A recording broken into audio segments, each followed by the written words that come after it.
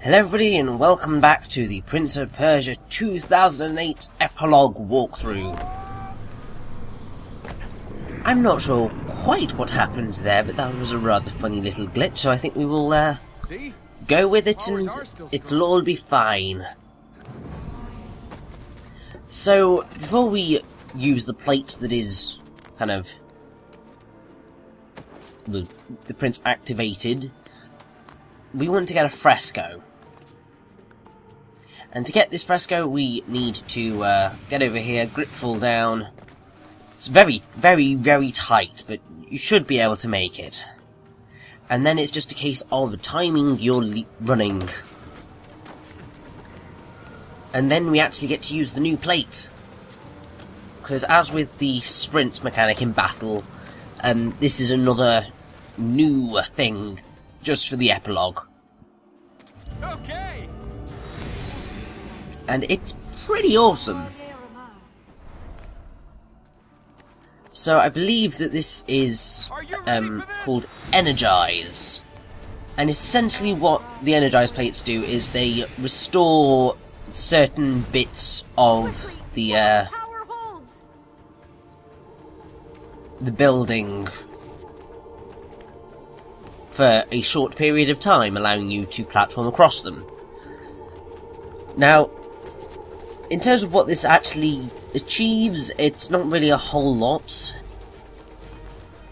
It essentially just means that your path is not necessarily always immediately visible to you, and it may appear as you kind of platform along, which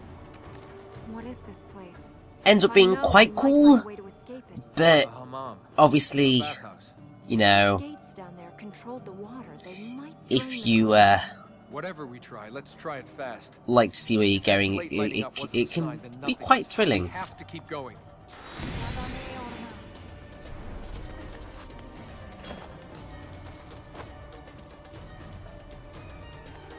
You can't give up.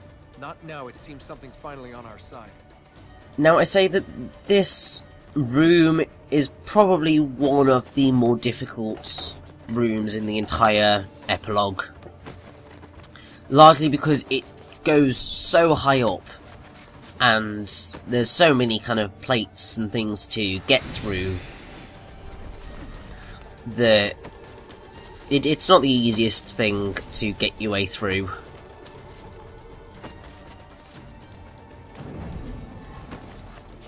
Also, there is a Fresco that you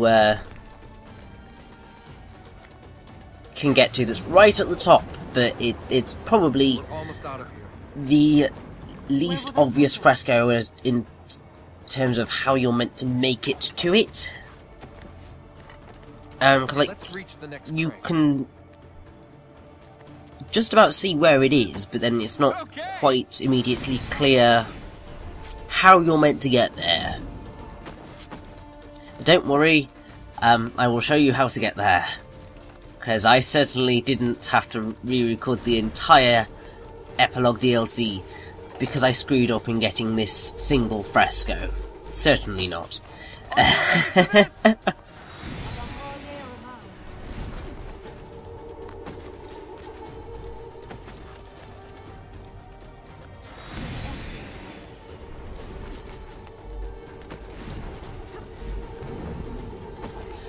Now, something that I will certainly say about the epilogue is I feel it is a little bit too combat heavy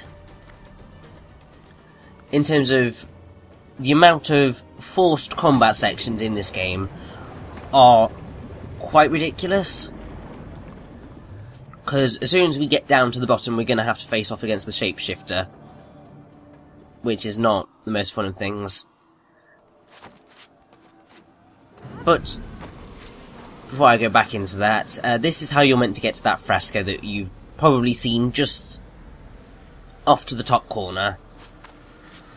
It's quite a challenge, but if you at least know that it's there, you should be able to get there eventually.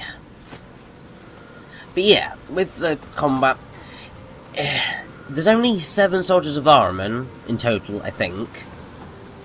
but they appear what feels far too frequently when they are appearing.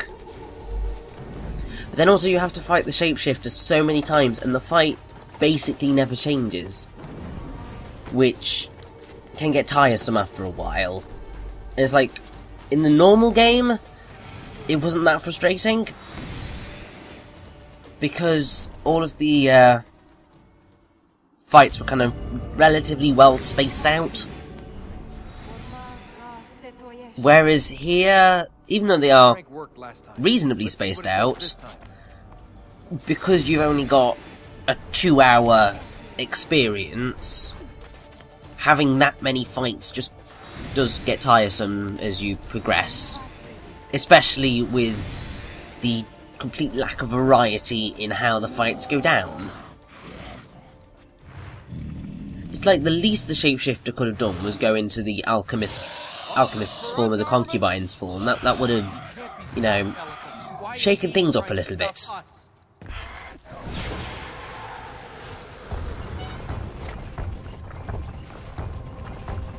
So once again we have to knock the warrior into one of the pits before we can get him to change back into his hunter form, which is the point where we can actually kill him.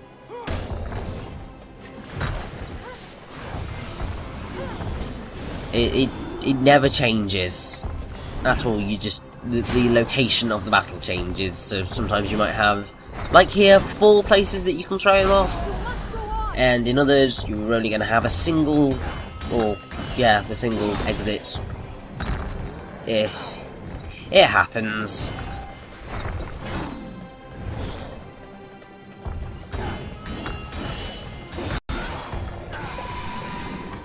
Also, I have to say, I like that this came out back when Ubisoft weren't, so, how do I put this? Where they didn't like their DLC so much, because it was a very new thing. Because, like, having seen the amount of like pre-order DLC stuff that's available for Assassin's Creed Unity, it's just like, really, guys? It's going a little bit too far, don't you think? And while back hit with this game, Ubisoft weren't beneath kind of giving pre-order DLCs, it certainly feels a lot less egregious than what it appears to be now. That's it! Take whatever form you want! You're still finished! Don't you see? If he's trying to stop us, he's scared of something. He's scared of you. I can't stop him. That's not what Ahriman thinks. I haven't the power to stop him. Only Ormaz can do that. He would have got free. You must see that. So now you can kind of see that it really is the case that the Elika, I'm muddling them up now, but that makes sense because, well, it doesn't make sense, but their philosophies have become all muddled up, because Elika's really heavily gone into cynical, I have no idea what I'm doing mode, and the Prince has gone into I didn't set him free. ultra optimistic, we just need to get you out and we can do this. And I think I said it in the last part, but I do appreciate this kind of shift, because even though this DLC is ultimately going to provide an unsatisfying conclusion to the entire game, and I think most people would agree that it is unsatisfying. It is fitting, it's just that, you know, they needed to make a sequel where there was resolution, or just leave it as leave the game where it ended, because despite its kind of grimness, it was satisfying. Also, I seem to recall this being a particularly horrible platforming segment. It was just that kind of the leap to that final wall is just really, really difficult to get. You've got to be really precise on the platforming to get it.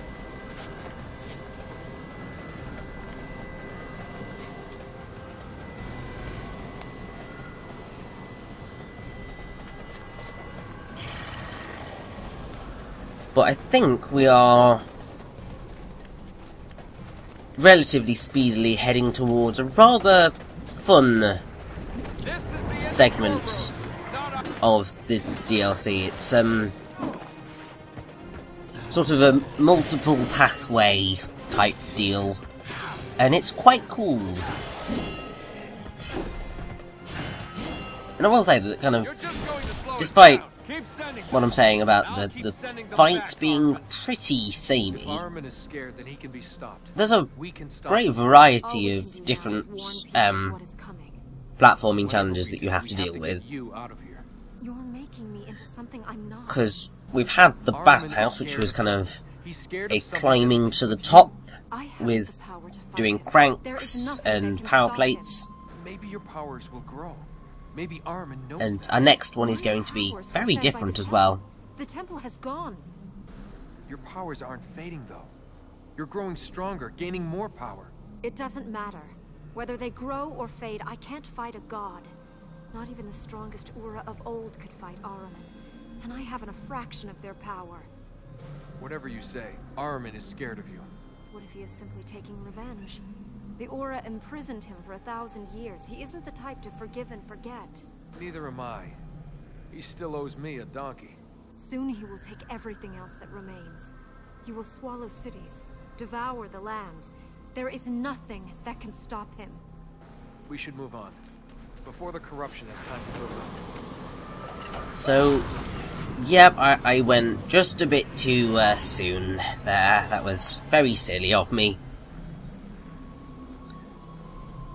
All a case of timing with these corruption balls. I think they've got an actual name, but I've never learnt it.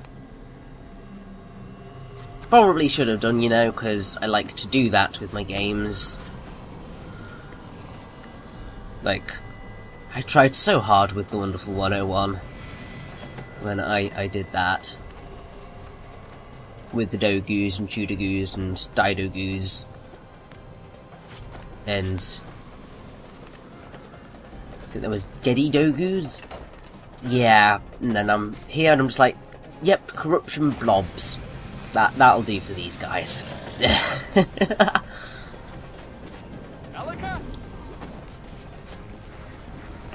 And I believe we are pretty much at the platforming thing that I was talking about. Obviously we've got to get rid of this guy, but pushing him up against a wall, sorted. We need to work together.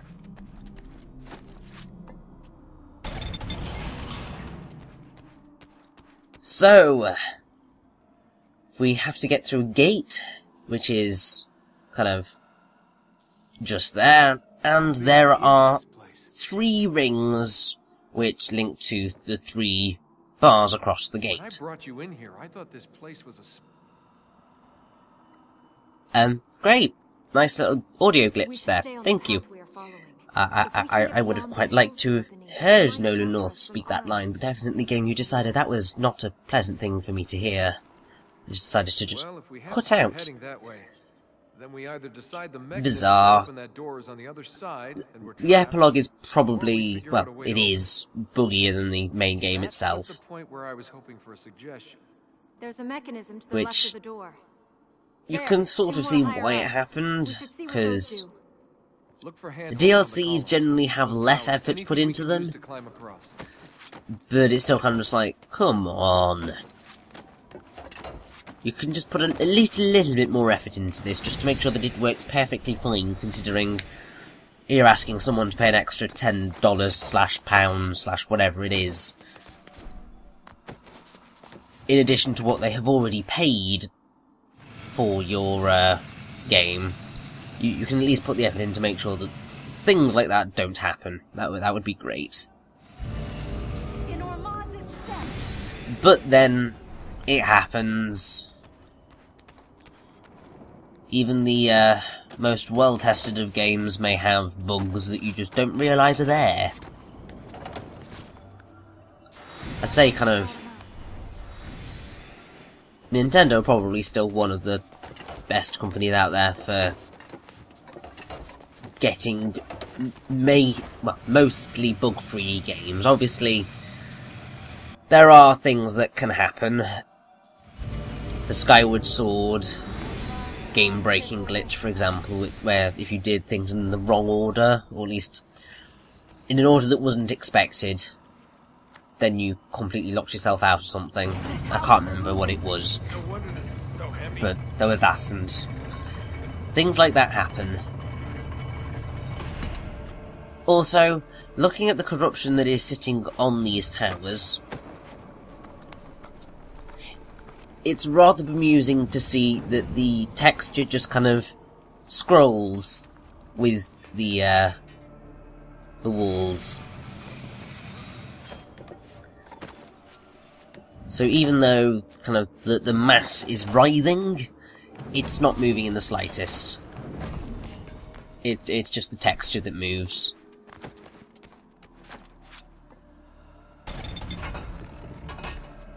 One of the bars has moved. Which, I mean, it could be seen as laziness, but then this is kind of 2008, and games have obviously progressed quite a lot since 2008, so you learn from these things, really.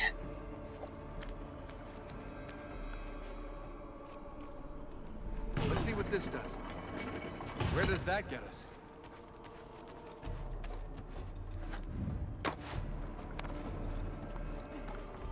Now, I do really like this room because you've got kind of just a single structure that you've got to maneuver your way around, but you kind of have to constantly change the way you are thinking about how to get around it to get to all three different rings.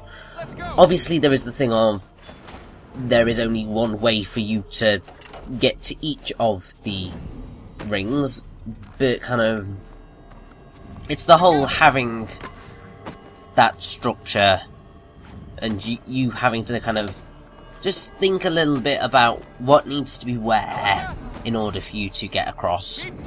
I think it's quite a nice little puzzle. It's certainly better than the crank puzzle that we're going to come up against, up there on the back wall, if we can reach it. believe after the next shapeshifter fight, or around then, because even though it's a relatively simple puzzle, I think this one takes, you kind of have to think a little bit more about these ones than the one that is going to come later. Because you have no idea exactly where each bit leads and what's going to move where, unless you think about it.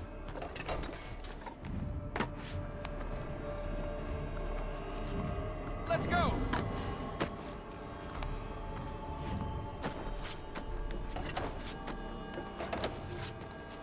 Alika?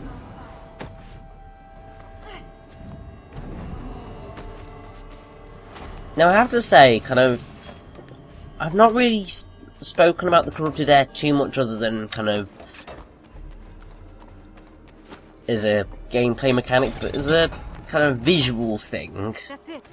We can go on. That should let It's us reach very the obviously kind of like 2D sprites, kind of just kind of overlaid in the area, which it's surprisingly effective, and the whole clustering effect that it creates is just it really does make that whole overbearing like horror of air that you really do not want to be breathing. It just makes it really more real to you. Oh, and look, the Morning King is back. But he's not going to get her. It is you he seeks. State your wish. I wish you and Ahriman would go swallow yourselves. I don't think I wish you and Ahriman would go swallow yourselves is the best of insults that the prince could have, you know, come out with. But also, we have another fight with the Morning King, and as I was saying with the samey fight, obviously we fight him quite a lot throughout this entire thing. Thankfully he is pretty simple to defeat. You would turn your back on fortune. You would serve a false god. You shall go no further. Your deeds are done. Let's get out of here. Why don't you take what he has to offer? Is that what you think of me? That I could do that? Let's see if you were right about the path forward. You know, I could have taken the concubine's offers. Or the alchemist. I didn't come here wanting this. I know you've been through a lot. But this isn't a day I want to repeat either. Now, We must use the plates. it's at this point If there's that not a temple, how are the plates in here working? Who knows what is here? I'm not sure whether There could be I a temple in a part of this quite place that we haven't agree seen. with the characterization that's going It's on you that's here, causing this, not a place. You have the power now. because You just don't want to from see that what's right in cutscene, front of which you have to see, you. Ready for some running? it suggests that Elika's maybe coming back round to the prince. And while obviously I think a lot of people would like that, because I'm sure there are a number of people who would like Elika and the prince to I be hope this together, takes us out of here. but it's kind of just like that kind of just look and just pause goes against what they have See? Your done to power is still Elika strong. after being revived, and how things are going to go down later on. It's a bit odd, and I'm not quite sure why they decided to do it, because Elika is rightly furious at the prince for what he's done, and obviously it has come to a point where it's just like, okay, we've just got to escape now, but she's still furious at him, so why is she beginning to show some sort of interest again when she's kind of Bargaining is a sign of not desperation. going These hills must lead us away to from show Ahriman's much power. more? He wants to reach It's us before weird. we can get away from him. But I'm very glad we are back at the Breathful Mars stuff. This thing's just so fun to control. It's probably more boring to look at than it is to control, but it's fun when you're playing. Also, we're working our way up to another fight with the Shapeshifter. I told you he was going to be back soon. And, yeah. 2 Shapeshifter fights, a fight with the Morning King, and I can't remember whether it was 1 or 2 soldiers of Ahriman, in the space of 25 minutes. Yeah, this You said game it yourself. overdoes it He's weak slightly right now. on the The farther we combat get from him, the side weaker of his power things. will be, Until he grows stronger. which gives us time. You risked everything to save these lands. Don't you think you should finally see them? Oh look. here's a room with one exit. Of course it's the shapeshifter back again for more destruction. And irritatingly, he decided that he was going to pull off the sprint so that, you know, I have further to push him back, because that's always fun.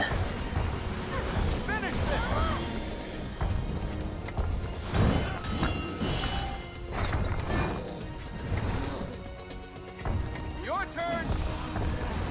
Now, I'd say pretty much Elika is always a very, very, very safe option throughout this, because you can never deflect Elika,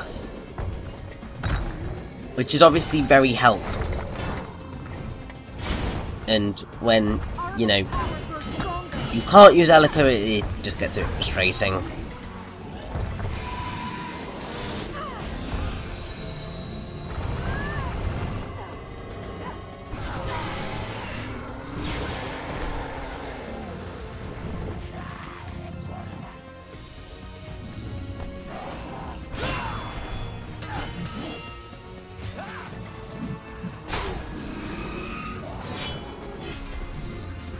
Now, if I recall correctly, I